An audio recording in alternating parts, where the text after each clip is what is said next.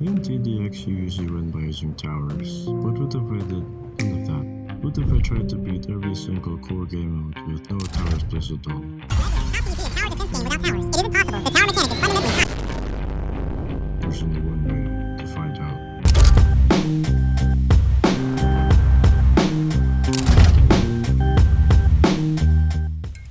However, some of you may know that power-ups are limited, and there are insane waves of enemies that can result in hundreds of thousands of health. And of course, modes like Expert are 42 waves. We need to think about this carefully, because one loss is equivalent to losing tens of thousands of gold. But for easy, we don't really need to worry about that. All is required is 2 drop pods and a good map. I chose Singularity, obviously. So I activate the power-up once at the back of the map and just waited. The nice thing about this is that the drop pod is technically capable of lasting forever, capable of soloing many waves despite only having 2 uses. Without this, a challenge wouldn't be possible. The hordes were getting pretty dense, and the first drop trooper at the front started taking some damage. And so came in the second drop pod, and I waited again. Then the doctor himself came in, and he got vaporized. Really easy as expected. The drop troopers handled themselves quite well, but the same thing couldn't be said for the next mode. Easy mode's toughest enemy is the Abomination. Here though, Singularity this time is definitely not going to cut it, so I went with High Rise, one of the longest maps in TDX. I went with the same plan as before, skip, drop pods at the end of the map when the enemies near the base, but this time the drop troopers could actually stick around the exit, since they had this teeny tiny overlap right here. They were starting to drift apart though, and the hordes were getting pretty tough, especially because of these grenadiers.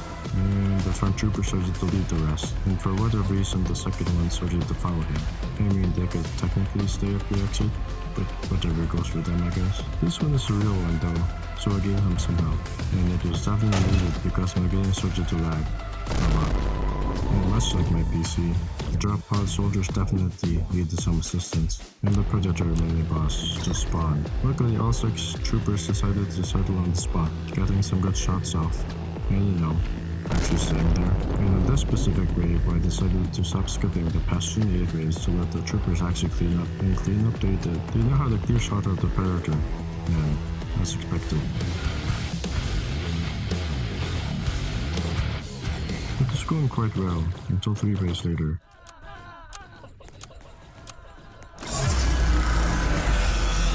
Yeah, I didn't know Eradicator spawned on wave 32, because to be honest, nobody plays on intermediate, but that's besides the point. The enemies rushed in and the drop troopers walked away, again, so I had to wait, again, and in the meantime I airstrike these grenadiers.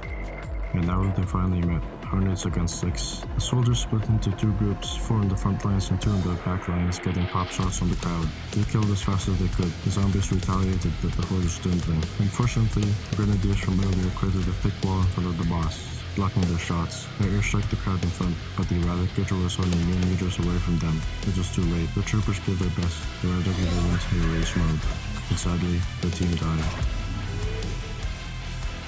So I used an A-10 strike and an AC-130 and he died. GG next mode.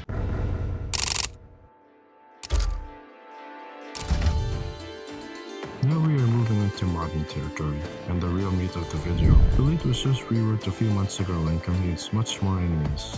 Like a lot more. And as you have seen last match, dense hordes aren't exactly the drop pod strength, so I had to use other power-ups. A lot of them. At this point you're driving the GD into bankruptcy.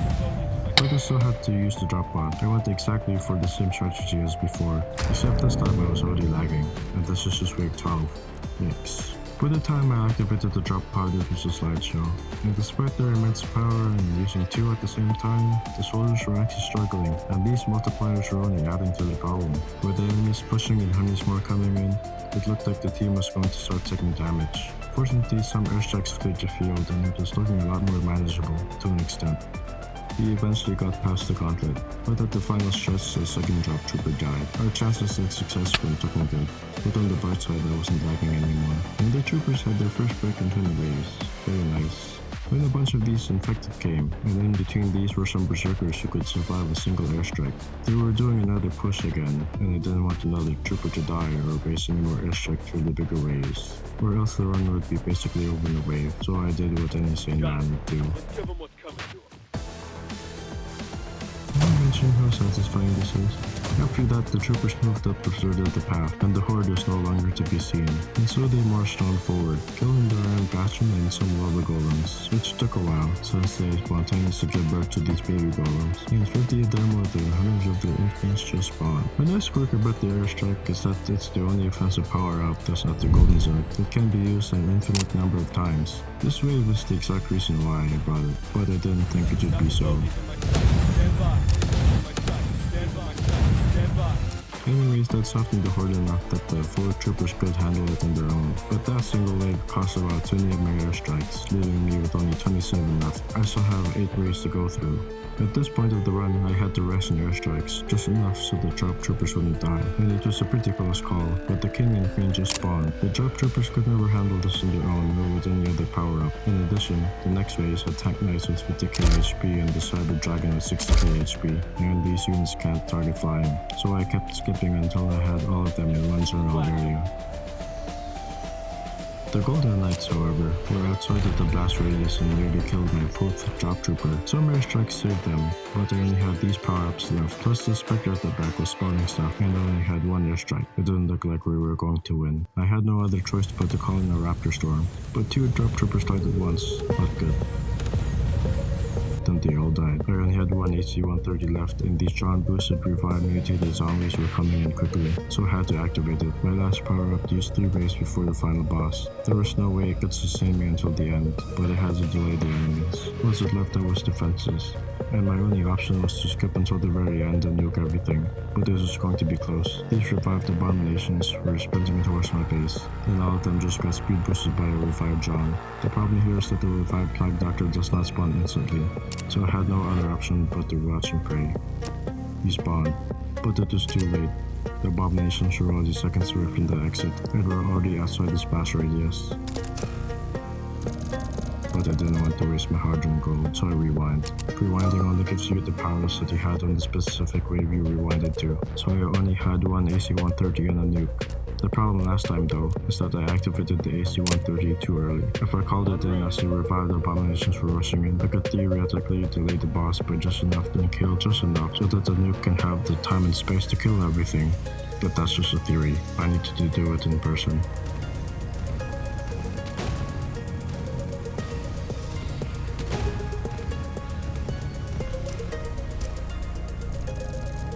Again, it is too late. More than 100k gold worth of power-ups wasted. I still had to complete Elite and Expert, but I don't have the gold nor the time to grind back what I lost. The challenge might have been over. I ran into our friend though, and he's a little bit cracked at the game, so I asked him if he wanted to help. The issue in my prior run might have been the map choice. It was extremely long, but didn't have the best curves halfway through, so we went with high res again. The same plan was in action, but this time we had the added benefit of using 4 drop pods at once, doubling our effective DPS and health, and we were definitely going to need it. Our drop troopers split into 2 groups, 7 at the back, 5 up front dealing with the leaks, and a group back together to form this nice train. And due to having 12 of them, 4 shots per second, they had a much easier time with the enemy spam. Some airstrikes were in order though, we may have skipped too much, and these AC-130s might have been needed too. They couldn't use the king and queen who spawned earlier, however, but that's okay since we were going for the exact same grouping method last run. Unfortunately, the mob splash radius can only cover a small portion of the map, and several Johns with a battering ram with over 100k health just spawned. Another mob was required. But don't lie, I think this is impossible solo. We were doing okay, we still have 12 drop troopers left, and 63k health just got annihilated. Again, defenseless. The Plague Doctor just spawned, but hundreds of enemies were right in front of the exit, so I called in one of the rarest power-ups. The Golden Side with 50k HP and 10k DPS, the equivalent to roughly 5 golden juggernauts. Eagle trapped to nuke.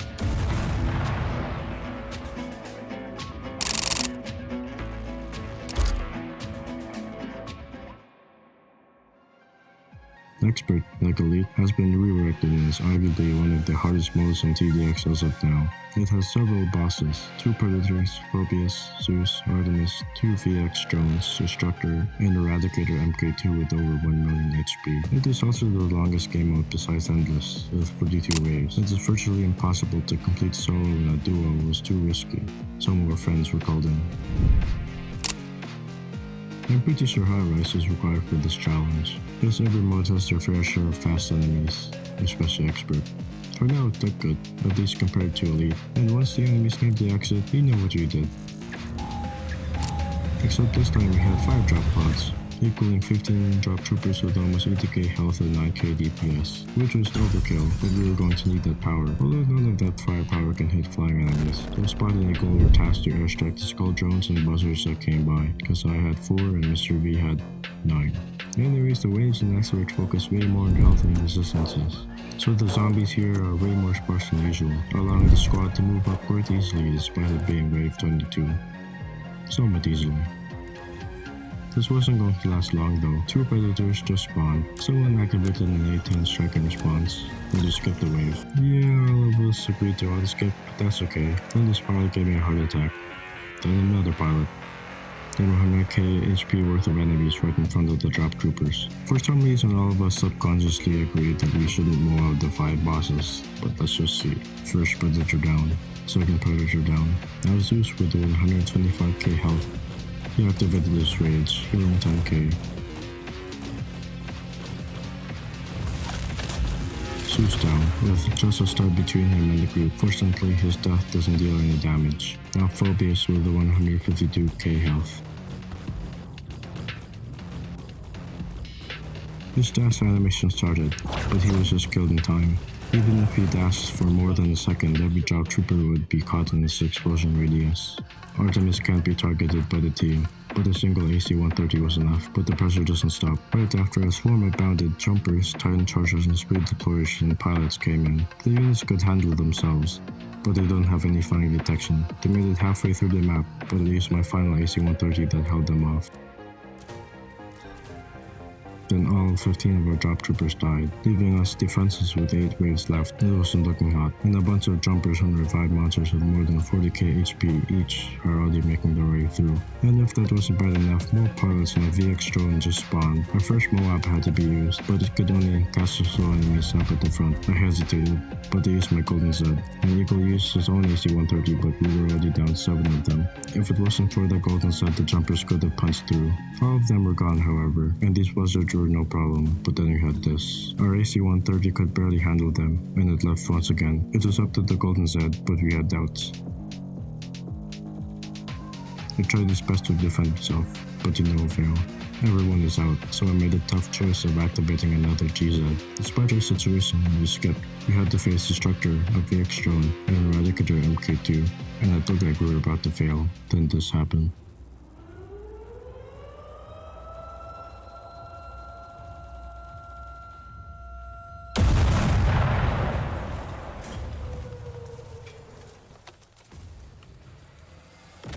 We ended the run with a time of 17:30, which is like 4 minutes away from the world record, I think. So that's nice. Of course I had to compensate everyone.